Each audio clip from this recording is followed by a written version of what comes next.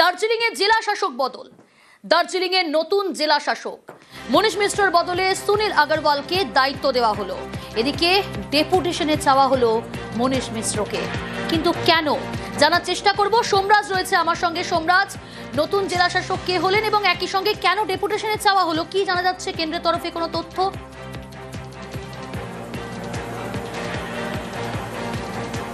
দেখো, প্রথমত তোমাকে জানিয়ে রাখি যে দার্জিলিং জেলা শাসককে বদলি করলো নবান্ন।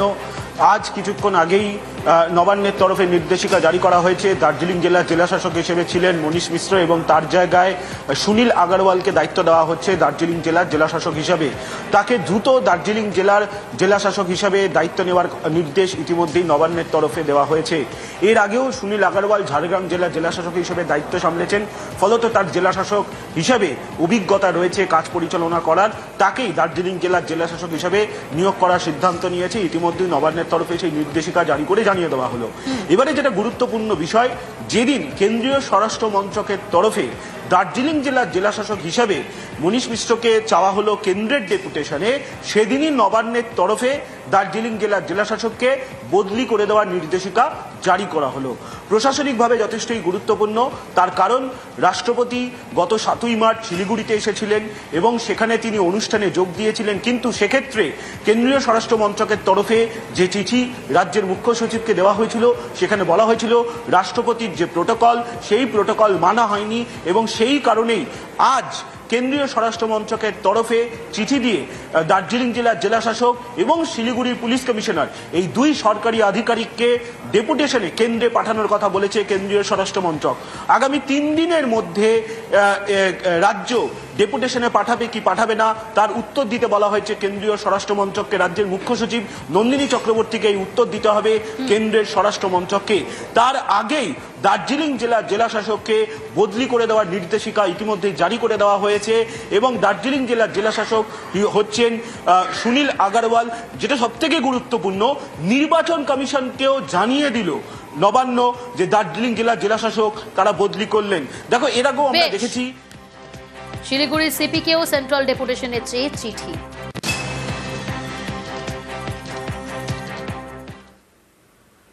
হরমুজ বন্ধে সংকট বাড়ছে গ্যাসে। হরমুজ প্রণালী দিয়ে ভারতে গ্যাস আমদানি বন্ধ থাকায় ধাক্কা খেয়েছে ভারতে গ্যাস আমদানি। সমস্যার কথা মানছে কেন্দ্রীয় পেট্রোলিয়াম মন্ত্রক। সরবরাহ ঠিক রাখতে সব রকম ব্যবস্থা কেন্দ্রের, দাবি মন্ত্রকের যুগ্ম সচিব সুজাতা শর্মার। গুজবে আমল না দিতে গ্রাহকদের আবেদন।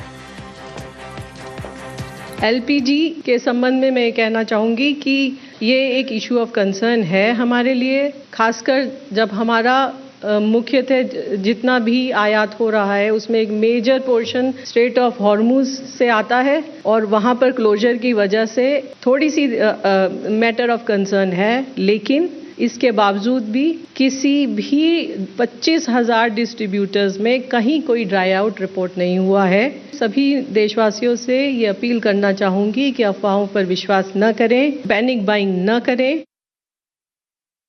रेगुलर एलोकेशन से अलग 48,000 KL का केरोसिन का एलोकेशन भारत सरकार ने किया है। स्टेट गवर्नमेंट्स और यूनियन टेरिटरीज से रिक्वेस्ट की गई है कि वो डिस्ट्रिक्ट में 1 या 2 जगह आइडेंटिफाई करें जहां पर इसका डिस्ट्रीब्यूशन किया जा सके। ऑल्टरनेट फ्यूल ऑप्शंस को एक्टिवेट करने के लिए Coal India has already issued the order so that the coal is made available to small, medium and other consumers, specially the hotels and the restaurants. Hospitality ensure कराने के लिए कोल मिनिस्ट्री के द्वारा already order issue किया जा चुका है। পশ্চিম এশিয়ায় যুদ্ধের আজ রান্নাঘরে। রাজ্যের নানা জায়গায় গ্যাসের জন্য লম্বা লাইন, আর সেই লাইনেই ঘুঁটে বিলি কাউন্সিলরের। কোথাও আবার বিক্ষোভ, উত্তেজনা।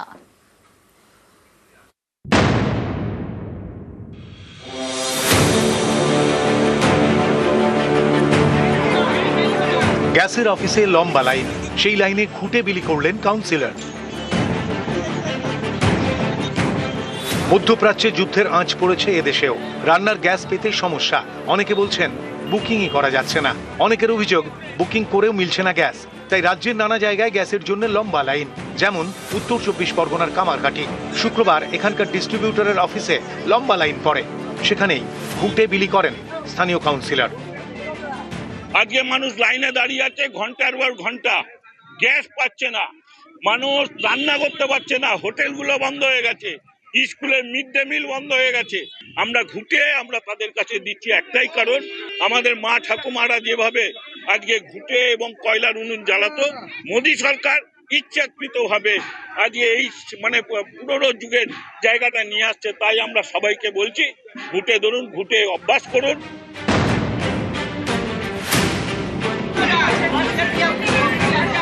উত্তর 24 পরগনার বেলঘরিয়াতেও লম্বা লাইন। গ্রাহকদের অভিযোগ, একটা সিলিন্ডার পেতে হয়রানি পোহাতে হচ্ছে। এলাকায় পুলিশ গেলে তাদের সামনে ক্ষোভ উগড়ে দেন গ্রাহকরা। 22 দিন হলো আমার গ্যাস বুকিং রয়েছে, আমার ঘরে ডেলিভারি হয়নি, তাই আমাকে বাধ্যতামূলক এখানে আমাকে আসতে হবে। অনেক সমস্যা রয়েছে, ফোন করছি যে আমাদের ডেলিভারি করেন, ওনার ফোন সুইচ অফ, আমরা পাচ্ছি না ওনাকে।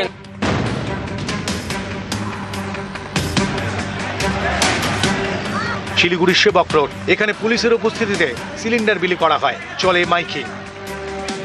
ইদানিংকালে রাজ্য জুড়ে যে জ্বালানি সংকট নিয়ে যেসব গুজব শুরু হয়েছে তাতে আপনারা কান দেবেন না। রাজ্য সরকার এই সংকট মোকাবিলায় উপযুক্ত ব্যবস্থা গ্রহণ করছে এবং শিলিগুড়ি পুলিশের পক্ষ থেকে আপনাদের কাছে অনুরোধ, গুজবে কান দিয়ে বেআইনিভাবে জ্বালানি মজুত করার মতো ভুল পদক্ষেপ নেবেন না। আমার কাছে একদম যত আমার দরকার আছে মজুদ আছে, কিন্তু লোকরা বুঝছে না, প্যানিক করছে। যাদের বুকিং হচ্ছে না সেও চাইছে কি আমরা দিয়ে দেন, যাদের একদিন হয়েছে বুকিং ওইটাও বলছে আমাকে দিয়ে দেন। যার কেওয়াইসি অত ভিড়ে আপনি দেখেন কেওয়াইসি চেক করতে পারবো না, ও ঢুকে গেছে কি আমাকে গ্যাস দিয়ে দেন। আমরা কি করব?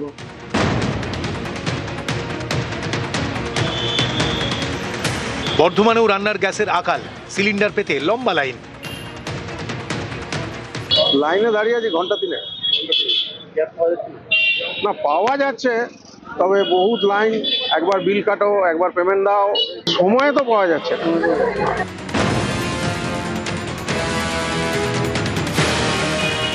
আলিপুরদুয়ারেও গ্যাসের সিলিন্ডার পেতে ডিস্ট্রিবিউটরের অফিসে ভিড়। আমার এমনিতে গ্যাসটা পৌঁছেই দিয়ে যায়, যে গ্যাস যে যারা ক্যারি ফরওয়ার্ড করে যারা, তো এবার আমি এসে দেখি লিঙ্কেই নেই, কোনো নিউজই পাচ্ছি না। আমি কী করি? বাড়িতে গ্যাস শেষ, তাহলে এখন এমন দুর্বিষহ অবস্থায় আছি, রান্নাবান্না কী করে হবে?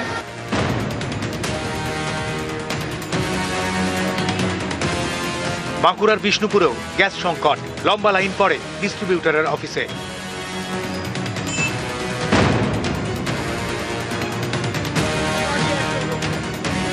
কলকাতার ঢাকুরিয়াতেও গ্যাসের অফিসে ভিড়।